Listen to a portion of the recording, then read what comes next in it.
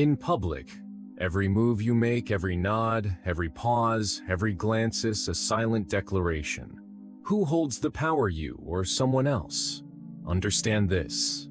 Most men are not defeated by grand betrayals or open war. They are undone by the quiet betrayals of their own posture, their uncertain tone, their failure to command a room. They sabotage themselves not with daggers, but with hesitation. Today, I bring you a warning from the shadows of History 9 fatal mistakes you must never make in public. Ignore them, and you will not merely be disrespected, you will be forgotten. You see, public life is not a marketplace, it is a coliseum. And in this arena, you are either the lion or the feast. Man is not judged in the comfort of solitude, but in the roar of the crowd. And in their eyes, you are only one of two things: a spectacle of strength or a walking cautionary tale. If you do not master the theater of your image, someone else will craft your downfall and sell tickets to the show. You must choose. Will you be the prince who bends the crowd to his presence, or the fool who dissolves into it?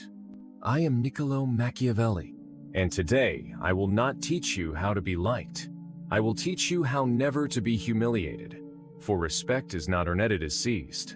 And power, once surrendered, is rarely returned. Comment below. What moment in your life did you realize silence cost you power? Your lesson could be another man's awakening. Let the performance begin. And remember, those who do not command presence invite irrelevance. Number 1. Never reveal your emotions. Never reveal your emotions. Not in public, not when eyes are watching. Not even when your world is quietly collapsing beneath your feet. In the court of power, emotion is not admired, it is dissected. Every flicker of the eye, every tremble in the voice, every sigh, every flinch, it is noted, interpreted, weaponized. The man who exposes his feelings before the crowd believes he is being authentic. But authenticity is not a strength. It is a gamble. Understand this. Public spaces are not safe spaces, they are coliseums, and you are either the beast or the bleeding man in chains. When you cry in public, they do not see pain. They see opportunity when you rage. They do not hear injustice. They hear instability when you panic. They do not offer help. They smell blood in the water. Emotion shown carelessly makes you predictable, and the predictable man is already defeated. This world does not reward raw honesty. It rewards strategy. Those who command their expression command their image. The stoic, the composed, the unreadable. He becomes a mystery, and mystery is power. What's more dangerous? A man you can read like a book, or one whose pages are sealed tight. Let the weak believe that crying makes them brave. Let the knave think that public breakdowns invite sympathy. You must be the opposite. Smile when you are furious. Speak gently when you are under attack. Numb your face when your heart screams to the crowd. Show no cracks, no clues, no softness. Because when you show the world your heart, the world will not protect it. It will play with it. Number 2, Zen. Never argue loudly in public. Never argue loudly in public. The moment your voice rises above reason, you've already surrendered power. Men often believe that dominance lies in volume, that if they shout louder, they win. But those who shout in the streets, in the halls, in front of peers or strangers, expose themselves as emotionally undisciplined. And discipline is the root of all control. The loud man is trying to convince the world. The powerful man has no need. Arguing in public reveals too much. It shows where your pride lies, where your insecurities lie, where your patience ends. In those heated moments, you hand over a blueprint of your weaknesses. The public watches not your point, but your reaction. They remember not your argument, but your lack of composure. Think like a prince. Would a ruler scream before the mob? Would he explain himself to those beneath him? No, because he understands one thing. Silence can crush louder than words. When two men argue in public, both appear foolish, but the one who remains calm, measured, poised, becomes untouchable. He draws the crowd not through noise but through mystery. His silence dares others to question what he knows, what he plots, what he withholds, and that is far more terrifying than any shouted word. Even worse, loud arguments make you a spectacle. You become the story people tell. The mockery that spreads the man who lost control. Your enemies don't need to strike. You expose yourself for them. You become predictable. Predictable in your anger. Predictable in your triggers. Predictable in your pride. Control is not proven in domination of others, but in domination of yourself. And the man who needs to raise his voice in front of others has already lowered his status in front of all. Number 3, never display desperation. Never display desperation.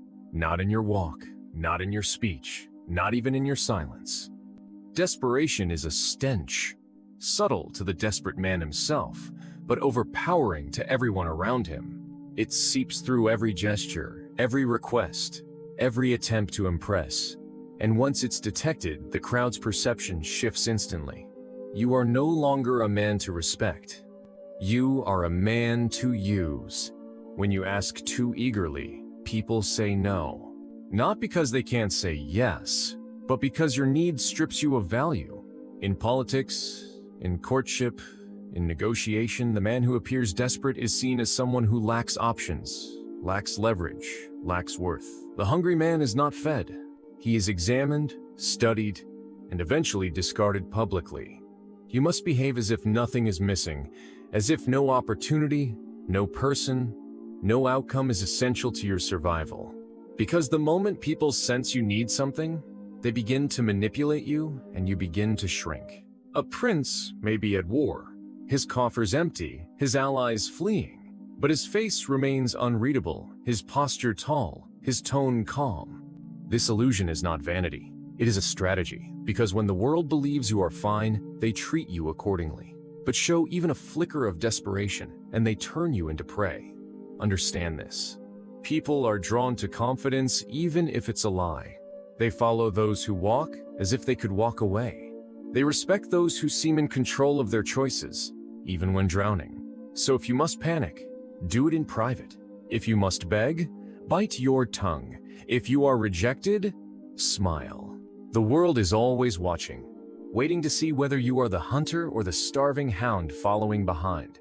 Number 4, C. Never over-compliment or flatter. Never over-compliment or flatter.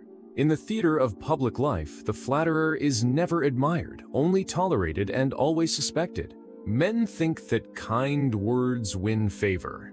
They believe that if they praise enough, smile enough, bow enough, doors will open. But power is not seduced by servitude. It is repelled by it. The one who flatters too much, too easily, too publicly signals weakness. And weakness once shown is not forgiven. When you praise someone too often, it begins to reek not of admiration, but of strategy. People begin to sense the performance behind your words. They wonder, what does he want from me? And once your intentions are questioned, your reputation is diminished. Not only are you seen as insincere, you are seen as a player, a manipulator, someone who uses praise like a bribe. Even worse, when you overcompliment someone publicly, you place yourself beneath them. You raise them higher while lowering your own standing in the eyes of the room. This may seem harmless, but in the game of hierarchy, even a small bow is remembered. The wise man knows how to compliment with precision. A single, carefully chosen praise delivered at the right time can forge an alliance, but endless admiration, it dilutes your value. It makes your words cheap. It tells the world that you are seeking approval. And the man who seeks approval has already forfeited his authority. Flattery should be like a dagger sheathed in velvet, soft to the touch, but always strategic. Never offer more than what is necessary. Never reveal that you are trying to win someone over. And above all, never let your admiration look like submission. Because in the public arena, they do not remember who praised the king, only who walked beside him as an equal. Number 5. Never criticize someone openly. Never criticize someone openly, not in public, not where the crowd listens, not where the insult echoes longer than your presence. To publicly criticize another is to declare war without preparation. It feels righteous in the moment, bold, sharp, decisive, but the crowd does not forget the spectacle and neither does your target. The man you humiliate before others may smile, he may nod, he may even agree. But inside something has shifted. You have planted a seed, the seed of vengeance. Every public insult, every jab, every correction made under the gaze of others bruises not only ego, it wounds pride. And pride is the most dangerous thing to provoke because it does not heal, it plots. A man who loses face in front of many will seek to restore it, not through reason, but through retaliation. He will wait, he will gather, he will strike where your guard is down. Worse still, you invite the judgment of the audience. They ask themselves, who will he turn on next? Even if you were right, your method is questioned. Your character is analyzed. You've made an enemy, yes, but you've also made everyone else uneasy. And unease turns to distrust. The true strategist does not waste power on public attacks. He critiques in private. He plants doubts subtly. He lets others arrive at the judgment themselves while his hands remain clean. Silence is sharper than rebuke. Distance is colder than insult. And manipulation is far more enduring than confrontation. Public criticism is loud, temporary dominance. But real power is quiet, calculated, and invisible. So if you must destroy a rival, do not announce it. Let them unravel on their own while you nod politely. Sip your wine and remain above the fray. Number 6. Never try to be the funniest. Never try to be the funniest in the room. The fool may entertain the court, but he never sits on the throne. There is a dangerous seduction in making others laugh. A moment of charm, a flicker of attention, a rush of acceptance. But what feels like connection is often corrosion. The more they laugh at your jokes, the less seriously they take your presence. You become familiar, predictable, harmless. And in the court of power, harmless is worthless. Humor, when forced, becomes self-sabotage. The man who needs to be liked, who constantly seeks to amuse, trades his dignity for the sound of clapping hands. They may laugh, but they are laughing at you. Not with respect, not with fear, with entertainment. And the entertainer is disposable. The funniest man becomes the jester, not the general, not the king, not the one they follow in silence. He is remembered, yes, but not respected. And in public, respect is the only currency that cannot be faked. Do not mistake silence for weakness. Do not interpret laughter as loyalty. People remember who made them feel powerful, not who made them laugh while feeling superior. The prince does not lower himself to seek laughter. He chooses silence, observation, presence. And when he does speak, every word carries weight, not comedy. Even worse, humor reveals too much. In every joke is a trace of truth. In every punchline, a window into your thinking. The more you speak to amuse, the more you reveal your mind, your insecurities, your blind spots, and the wrong listener will catch what others miss. They will smile and use it later. There is power in being unrateable. There is danger in being the clown. Number 7. Never overshare your personal life. Never overshare your personal life. Your pain, your plans, your past, these are not public offerings. They are sacred weapons or silent vulnerabilities. Most people believe that openness creates connection, that by revealing more of themselves, they will earn trust, sympathy, and belonging. But the public is not your friend. It is a mirror with a memory. And everything you give it, it stores for later. What you reveal and trust today may be used in betrayal tomorrow. Every detail you share, the heartbreak you carry, the regrets you still hold, the ambitions you've whispered, is a page torn from your inner armor. You think you're building a bridge, but what you're really doing is handing your blueprints to people who may never build. Only break power demands mystery. When you speak too freely, you dissolve the aura around you. You become too familiar, too common, too readable, and once the crowd understands you, they no longer fear you. They stop respecting what they can predict. Even those who nod, who smile as you speak your truth, do not mistake that for loyalty. Many will listen out of curiosity, not care, and later they will retell your story, not as an honor, but as gossip. Your openness becomes their entertainment. Your vulnerability becomes their currency. A prince speaks not from the heart in public, but from the mask. He does not show his wound. He shows his weapon because he knows the truth. The more the world knows about your life, the less it values your power. Mystery creates authority. Familiarity breeds contempt. And every time you overshare, you give away a piece of your kingdom one sentence at a time. Number 8. Never show off wealth or success. Never show off wealth or success. To parade your fortune is to invite silent rebellion. To boost your status is to summon quiet assassins. Men believe that to display success is to command admiration. But admiration is fickle. What you often awaken is not praise, it is resentment. The more you flaunt what you possess, the more you remind others of what they lack. And envy does not speak, it plots. True power does not scream, it hums. It is felt, not flaunted. The prince who understands the psychology of men knows this. The moment you become the shining example of abundance, you become the glowing target. People do not attack the weak. They attack the one who has more than them and dares to show it. Even those who smile at your display may secretly resent it. Every lavish garment, every expensive watch, every public mention of wealth or achievement, it divides the room. And while some may cheer, others take note. Not of your greatness, but of your arrogance. A man is rarely destroyed because of how powerful he is, but because of how powerful he appears to be. Not to himself, but to others. Make no mistake. The crowd does not hate greatness. They hate the feeling of being small in its presence. So when you display your success like a flag, understand that what they see is not your triumph, but your arrogance. And arrogance, when perceived, is not admired, it is watched. And what is watched is measured. What is measured is targeted. Your decline begins the moment your victories are louder than your discipline.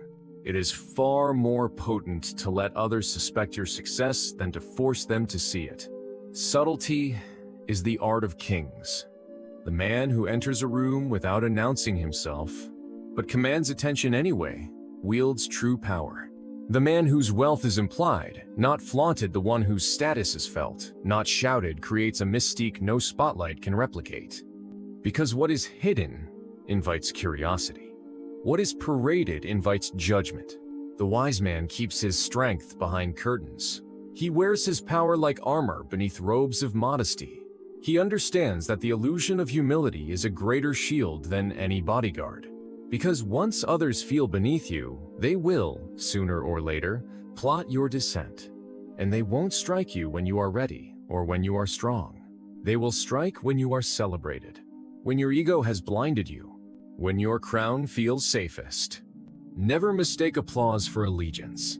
Never confuse admiration with loyalty. What lifts you today can bury you tomorrow. Number 9. Never lose control of your body or voice. Even before you speak, you are speaking.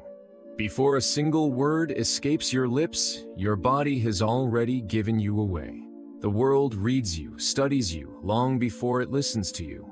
Every twitch of the eye, every hesitant breath, every slump in your shoulder sit all whispers one thing. Is this man in control or not? Power begins in presence, not in action. Not in speech, in presence. The man who fidgets, stutters, shifts in his seat is no threat. No matter how brilliant his ideas, how sharp his arguments, how righteous his cause, if his hands tremble when delivering them, he has already lost the room. Because people do not remember your logic. They remember your confidence. They remember that your voice cracked, that your eyes darted, that your breath betrayed you, and power never looks unsure. You may command knowledge, but if you cannot command yourself, you will never command others. Your body must be an extension of your authority, not a betrayal of it. Your walk must enter the room before your voice. Your silence must feel heavier than their noise.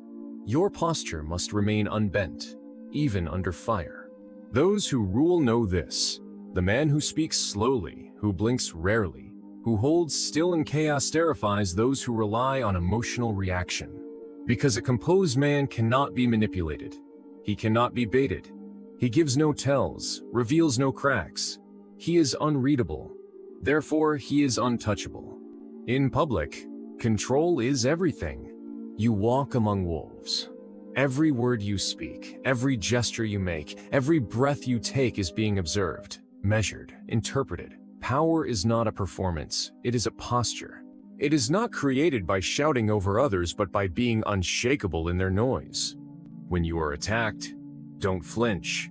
When you are insulted, don't react. When you are tested, breathe slower, not faster. Because the moment your breath speeds up, the moment your voice rises in pitch, the moment your eyes begin to dart, you have already surrendered the upper hand. Power is built in the smallest movements.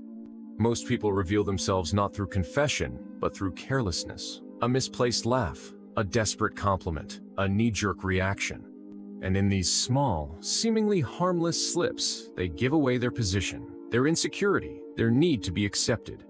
And when you need, you have already forfeited power.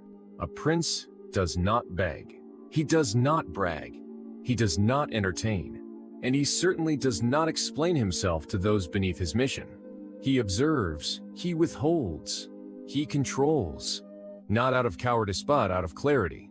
He knows that the less others know about his emotions, his opinions, his limits, the harder it becomes for anyone to challenge or predict him.